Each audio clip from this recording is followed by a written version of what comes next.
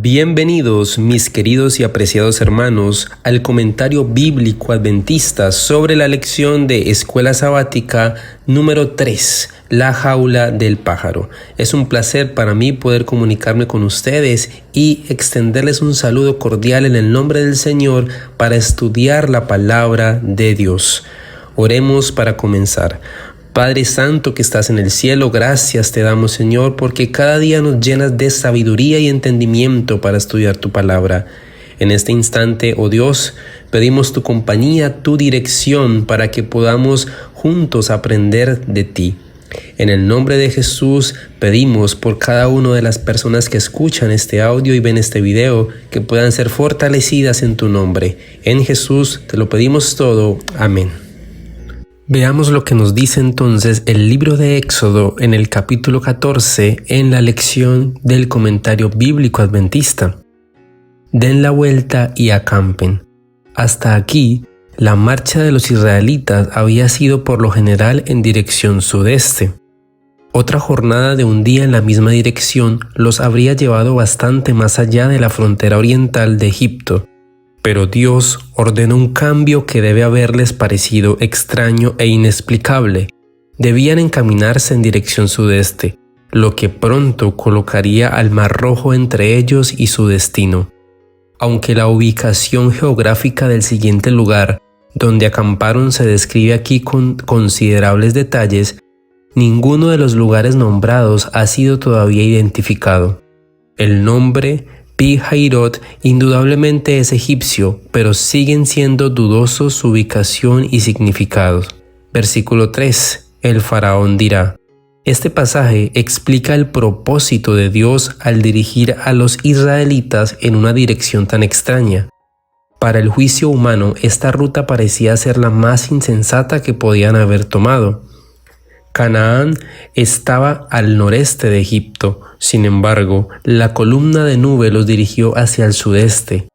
Cuando llegaron a los límites orientales de Egipto, tan solo sería natural que Faraón, al saber de la extraña ruta que habían tomado los israelitas, pensara que se habían extraviado y estaban vagando confusamente en el desierto oriental egipcio. Ahora parecía imposible escapar. Pero Dios había preparado precisamente esa situación para que Egipto y las naciones vecinas pudieran aprender a temer y respetar su nombre. Versículo 5. ¿Cómo hemos hecho esto? Indudablemente Faraón tenía el propósito de que su permiso se limitara a un viaje de 3 días en el desierto oriental egipcio. Cuando resultó evidente que los israelitas avanzan rápidamente por el desierto hacia el Mar Rojo, Faraón salió a perseguirlos. Un corto alivio del sufrimiento le había dado tiempo para reponerse de los horrores de la 10ª plaga, y ahora se arrepintió de su acto apresurado, dado que ninguna otra calamidad siguió a la muerte de los primogénitos. Los egipcios pueden haber pensado que se había quebrantado el poder de Dios de los hebreos y que ellos, una vez más, eran los señores de su tierra y amos de la situación. La pérdida de un gran cuerpo de obreros trastornaría la economía del país y traería penalidades sobre los que quedaban. Versículo 7. 600 carros escogidos. Durante la 18ª dinastía, los carros llegaron a ser un equipo acostumbrado del ejército egipcio. De allí en adelante, los reyes siempre salían a la guerra en carros. Hasta el día de hoy se han conservado 2 carros reales de la 18ª dinastía, y de este modo se conoce bien su construcción.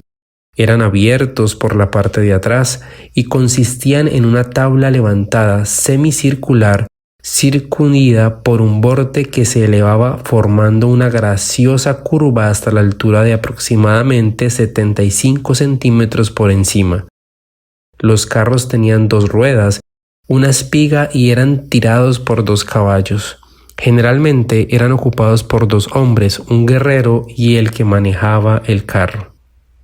Los alcanzaron acampados.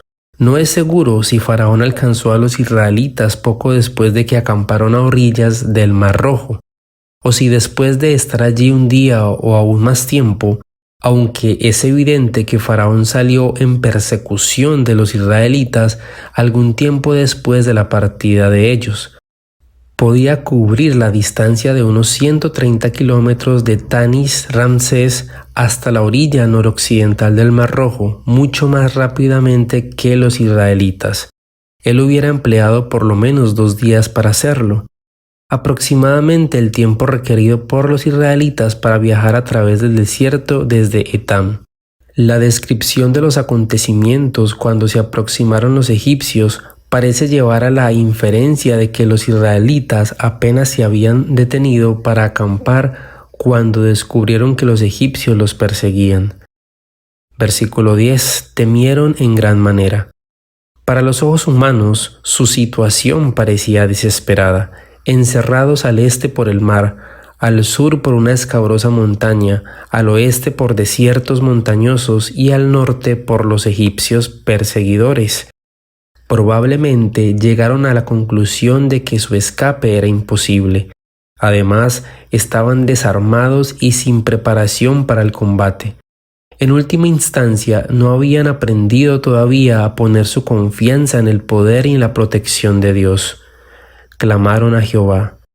Si su oración hubiese sido acompañada por la fe, no registraría su murmuración contra Moisés la Biblia. Algunos comentadores han sugerido que los más piadosos entre los israelitas clamaron a Dios, mientras que los irreligiosos murmuraron contra Moisés. Versículo 11. Muramos en el desierto. Los hombres siempre han encontrado satisfacción en culpar a algún otro por las dificultades que encuentran. En este caso fue Moisés el blanco de la indignación.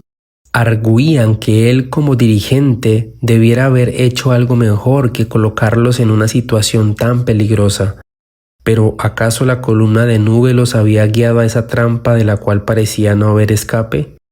Cínicamente preguntaron si Egipto, una tierra de sepulcros por excelencia, no podía haber provisto tumba para ellos. Versículo 12. ¿No es esto lo que te hablamos en Egipto? El pueblo presentó a Moisés afirmaciones exageradas de los hechos. Solamente cuando aumentó la opresión, después de la primera entrevista de Moisés con Faraón, se quejaron de lo que había hecho Moisés, al paso que al principio aceptaron gustosamente sus propuestas. Al salir de Egipto, habían cumplido voluntariamente con sus instrucciones. Mejor nos fuera. Es una tendencia común preferir la muerte a la esclavitud cuando estas son las únicas alternativas. No es extraño que un pueblo plenamente acostumbrado a la servidumbre y al que le faltaba una tradición de independencia no se elevara a las alturas de heroísmo alcanzadas por los hombres libres. Versículo 13. No temáis. Aunque es comprensible la alarma de los hebreos, el noble valor y la confianza de Moisés son sorprendentes. Una transformación en verdad notable se había efectuado en él desde el tiempo cuando tímidamente le objetaba al Señor. Aunque quizás solo entendía vagamente que Dios sería glorificado en Faraón y en todo su ejército. Ahora permaneció tranquilo y confiado en que todo iría bien. Su propia serena confianza se refleja en su admonición al pueblo de que aguardara pacientemente la liberación del Señor. Es obvio que había poco más que él pudiera hacer. Moisés no sabía cómo Dios podría cumplir su voluntad, pero su propia experiencia al cooperar con Dios en la tierra de Egipto le aseguraba que el Altísimo era plenamente capaz de rescatar a su pueblo. A pesar de lo improbable que pudiera parecer tal perspectiva, Moisés mismo estaba apenado porque su pueblo mostraba tan poca fe. El pueblo temió a Jehová. Al guiar a Israel a través del mar, Dios tenía el propósito de fomentar en el corazón del pueblo reverencia y fe hacia Él, pero la fe en el Señor estaba inseparablemente relacionada con fe en Moisés, como su representante. Y por esta razón había sido efectuado el milagro mediante Moisés. Siendo todavía niños en la fe, Los israelitas necesitaban de milagros y manifestaciones divinas. Creyeron por lo que habían visto, pero nuestro Señor pronunció una bendición sobre los que no vieron y creyeron. Una fe que continúa apoyándose en lo que ve está lejos de ser perfecta. Así sucedió con Israel. Si no supiéramos nada de la historia posterior de Israel, llegaríamos a la conclusión de que de allí en adelante debió haber continuado su viaje con regocijo, confiando en Dios de todo corazón y sin demostrar nunca más desconfianza, no importando cuán grande fuera la crisis. Pero por el contrario, lo encontramos continuamente descontento con Dios y con Moisés, murmurando contra ellos y despreciando su consejo. Al par que contemplamos con asombro la perfidia de los israelitas, no debiéramos apresurarnos a condenar su pesadez de corazón. Es evidente que de ninguna manera somos superiores a ellos, si confiamos en Dios solo hasta donde nuestra vista natural puede percibir su voluntad y sus caminos. Veamos qué nos dice Éxodo capítulo 15, versículos 22 al 27. Desierto de Shur. Esta es la región desértica que va desde la frontera oriental de Egipto hasta la frontera meridional de Palestina y toca en el sur las montañas de la península del Sinaí. Se le menciona varias veces en las narraciones patriarcales y en los registros de las victorias de Saúl y David sobre los amalecitas. Sin hallar agua. Sin duda, los israelitas llevaron una provisión de agua potable en odres de cuero, como han hecho los pueblos orientales desde tiempos antiguos. Sabiendo que iban a entrar en el desierto, los israelitas no iban a dejar de llevar agua consigo. Pero una marcha de 3 días sin encontrar más agua para reabastecer su provisión exhausta haría sufrir tanto a hombres como a bestias. Era pues imperativo que encontraran pozos o vertientes a ciertos intervalos. De todos los animales domésticos empleados en el cercano oriente, el asno era la bestia de carga más usada para viajar por el desierto. El camello se encuentra solo ocasionalmente antes del siglo VII a.C. Los burros pueden viajar durante 4 días sin agua, pero el ganado, que los israelitas poseían en gran cantidad, no podía vivir sin beber agua con más frecuencia. Por esta razón, una marcha de 3 días sin agua era más o menos el límite de lo que podía soportar el ganado sin perecer. Versículo 23. Mara. El primer oasis al sur de Suez es el Ain Hawarab. Está en el antiguo camino de las minas de cobre del Sinaí, unos pocos kilómetros tierra adentro desde el Golfo y unos 75 kilómetros de la ciudad de Suez. Su agua es amarga. Si su identificación con la bíblica Mara es correcta, el endulzamiento de las aguas hecho por Moisés no fue permanente. Aunque la mayoría de los comentadores han aceptado esta identificación, debiera tomarse en cuenta que hay varias vertientes amargas en las proximidades, una de ellas aún más amarga que Hawarad. Versículo 24. El pueblo murmuró. Habían murmurado unas veces antes, en la orilla occidental del Mar Rojo, y habrían de murmurar muchas veces más antes de que terminara su peregrinación. La murmuración iba a ser su manera usual de desfogar la amargura de su alma ante las dificultades que encontraron regularmente. Como Moisés era responsable por su salida de Egipto y era además su dirigente, sus murmuraciones iban dirigidas en primer lugar contra él. Los hombres que sirven de la mejor manera posible a la nación son con frecuencia los menos apreciados mientras viven, y generalmente se erigen monumentos en su honor solo después que hayan muerto. ¿Qué hemos de beber? Aunque los hombres con frecuencia beben agua de sabor desagradable cuando su sed es grande, hay un límite más allá del cual no pueden ir. Aún las bestias rehúsan beber el agua de ciertos pozos amargos del desierto de Arabia. Versículo 25. Jehová les mostró un árbol. No se revela el nombre de este árbol, Se dice que hay diferentes árboles o plantas en diversas partes del mundo capaces de endulzar el agua amarga, pero ninguno de ellos se ha encontrado en la península del Sinaí.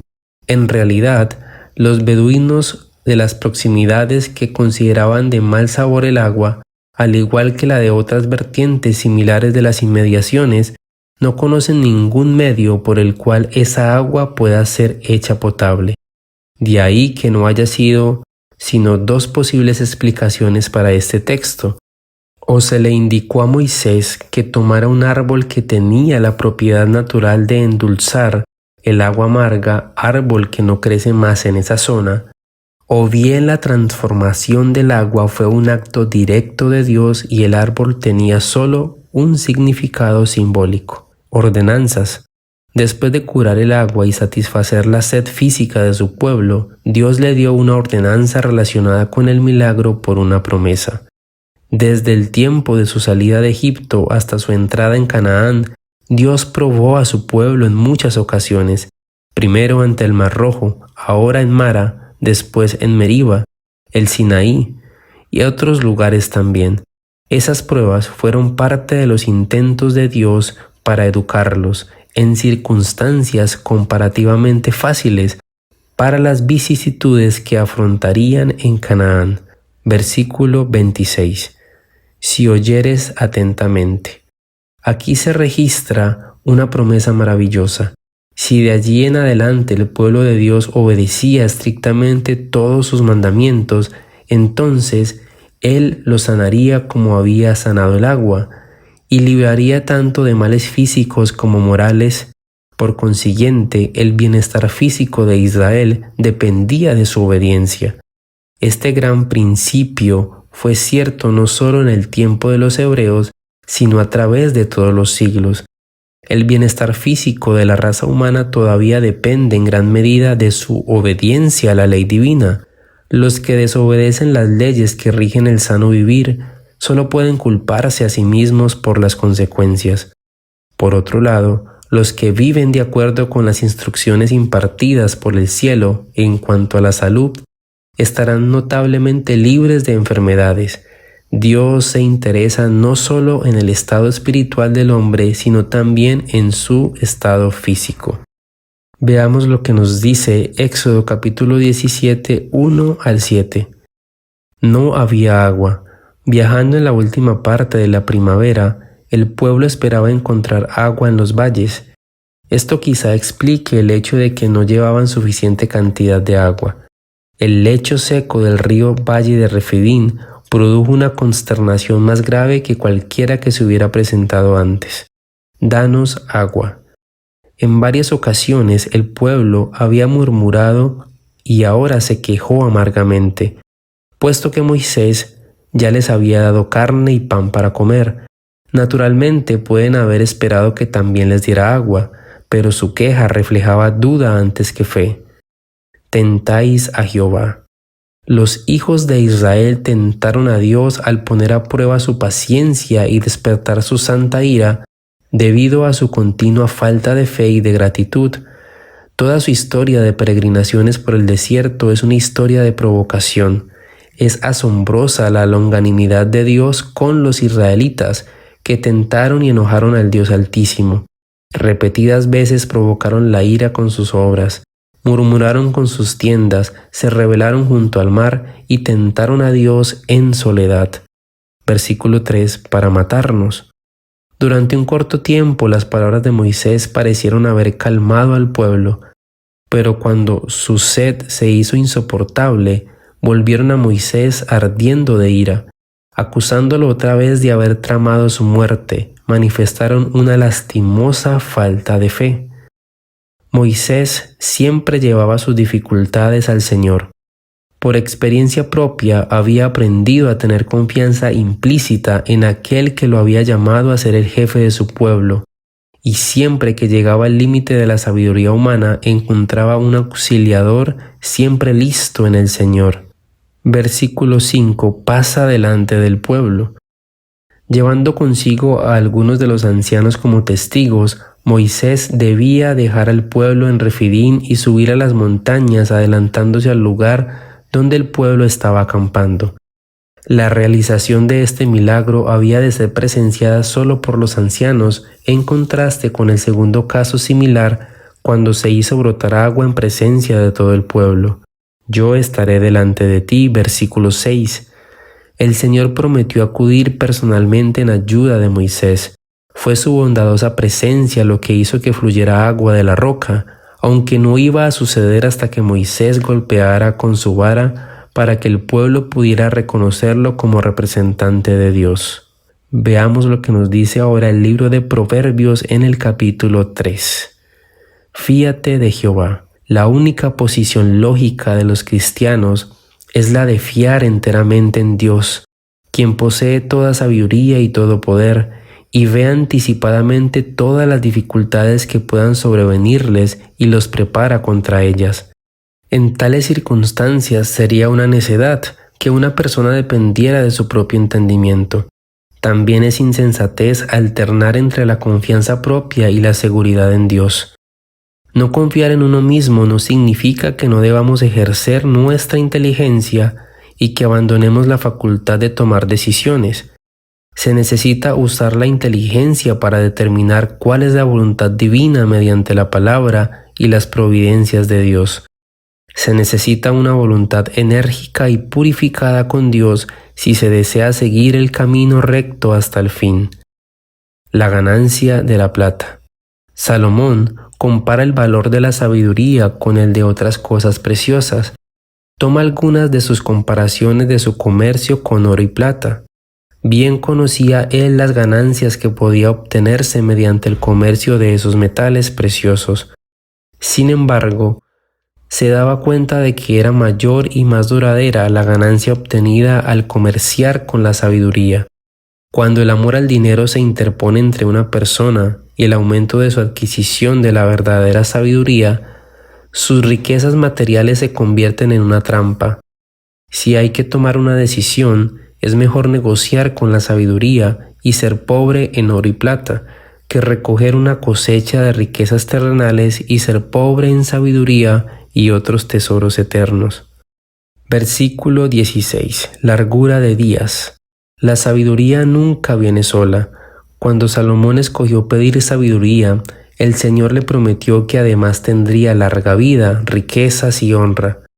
En este pasaje se representa a la sabiduría como portadora de otros dones. En la enumeración de los dones del primer libro de Reyes, la largura de días es el último de ellos, y está condicionada a la obediencia a los mandamientos de Dios. En los Proverbios, Salomón le da el primer lugar a la mano derecha, posición de honor en el cercano oriente, su izquierda, riquezas y honras.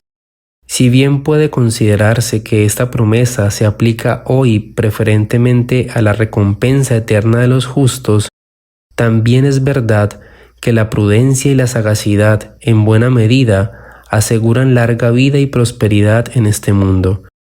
Muchos sufren los efectos nocivos de haber comido y bebido lo que es perjudicial y haber seguido otras prácticas malsanas. Parte de la sabiduría consiste en estudiar la relación que hay entre el régimen alimentario y la salud y procurar vivir en armonía con el Creador. El sabio no siempre adquirirá grandes riquezas, pero encontrará que la piedad acompañada de contentamiento es una gran ganancia y que los buenos siempre aprecian la sabiduría. Versículo 17. Caminos deleitosos. Muchos piensan que las diversiones frívolas y las actividades improductivas son los medios para disfrutar del placer. Pero el verdadero gozo y la satisfacción duradera solo se encuentran si busca la sabiduría. Salomón hace notar la tranquilidad y la bienaventuranza de andar por los caminos poco transitados de la sabiduría, en vez de seguir las multitudes que persiguen los placeres sensuales transitorios que no dan recompensa alguna. Árbol de la vida. Como nuestros primeros padres no se dejaron guiar por la sabiduría, sino que siguieron a Satanás, ninguno de nosotros ha tenido el privilegio de comer del árbol de la vida. pero la sabiduría divina nos conducirá por un camino de vida que tendrá el mismo resultado original. Nos proporcionará una vida más plena y larga en este mundo, y nos dará acceso al mismo árbol de la vida en el mundo venidero. Versículo 28. Anda y vuelve. Muchos tienen la costumbre de demorarse cuando se les pide ayuda. Si se trata del pago de una deuda o de hacer alguna donación, algunas personas parecen deleitarse en obligar al que solicita que vuelva una y otra vez, hasta que finalmente le dan el dinero. El motivo de la demora quizá no sea más que darse importancia o demostrar la autoridad que tienen sobre otros. Salomón pone de relieve que dicha conducta no es propia de un siervo de Dios. Muestra que en el corazón de tal persona no existe el desinteresado amor de Dios. Sin este amor, ninguno puede ufanarse de ser un verdadero seguidor de Cristo. Veamos lo que nos dice el libro de Lucas en el capítulo 4, versículos 1 al 13. Recordemos que estamos hablando del comentario bíblico adventista. Mateo dice claramente que las tres principales tentaciones ocurrieron hacia el fin de los 40 días, hecho que también se refleja en la última parte de Lucas 4:2, cuando Jesús entró al desierto, estuvo encerrado, por así decirlo, en la gloria del Padre, y cuando la gloria del Padre se retiró, quedó solo para luchar contra la tentación. Las tentaciones de Satanás continuaron durante todos los 40 días de ayuno. Las tres tentaciones mencionadas en los versículos 3 al 13 representan la culminación de las mismas y tuvieron lugar hacia el final de ese periodo. Satanás sugería en esta forma que Adán, debido a su pecado, le había entregado el dominio y que los hombres lo habían escogido como su soberano. Por eso se presentó como príncipe de este mundo. En cierto modo eso era verdad, pero Satanás olvidaba a propósito que Adán había sido solo el mayordomo del Creador y que por lo tanto no podía entregarle el dominio del mundo. En el griego los pronombres están en forma enfática, como si el texto dijera: a ti te daré, porque a mí me han sido entregada, tú me adorarás a mí. Es fácil pues imaginarse los gestos enfáticos de Satanás mientras hace a Jesús esta propuesta. Y finalizamos con el libro de Pedro capítulo 1 versículos 6 al 9. Esperanza viva o esperanza viviente. La esperanza es la gran fuerza que sin cesar guía al cristiano hacia adelante para que venza los problemas de la vida. Sin Cristo no hay esperanza, pero con Él la esperanza es viviente y dinámica. El paganismo solo puede ofrecer ilusiones vacías. Pedro habla aquí de la esperanza interior que mantiene firme a una persona cuando contempla el fin de la jornada cristiana y el futuro eterno. Resurrección de Cristo. La resurrección de Cristo nos enseña que la muerte fue vencida para siempre. Se convirtió en el sello de la aprobación de Dios puesto sobre la obra expiatoria de Jesucristo. El Cristo resucitado es la garantía del futuro eterno de los redimidos. La seguridad de los santos, la victoria plena sobre los pecados personales, depende del poder infinito que hace por el hombre lo que éste no puede hacer por sí mismo. Sin la protección y la conducción constante de Dios, los cristianos nunca alcanzarían la herencia, ahora guardada por Dios para los redimidos. Mediante la fe, lo que hace posible que los santos sean amparados por el ciudadano protector del Omnipotente es la fe individual de cada creyente. Dios puede hacer poco por el hombre que se niega a creer. El que tiene la fe confía en Dios y está seguro de que el plan de Dios para su vida satisfará plenamente los más profundos anhelos de su alma. Para alcanzar liberación, o para liberación, o para alcanzar la salvación. Esta es la meta del poder de Dios y la fe del hombre. Pedro anticipa el momento cuando los redimidos sean liberados finalmente de toda consecuencia del pecado. El consuelo del cristiano ferviente es que el propósito de su esperanza, que es la herencia, que ha de ser concedida en el día de la plena liberación, está preparada para él. Solo aguarda que la sabiduría de Dios determine el tiempo de su recepción efectiva.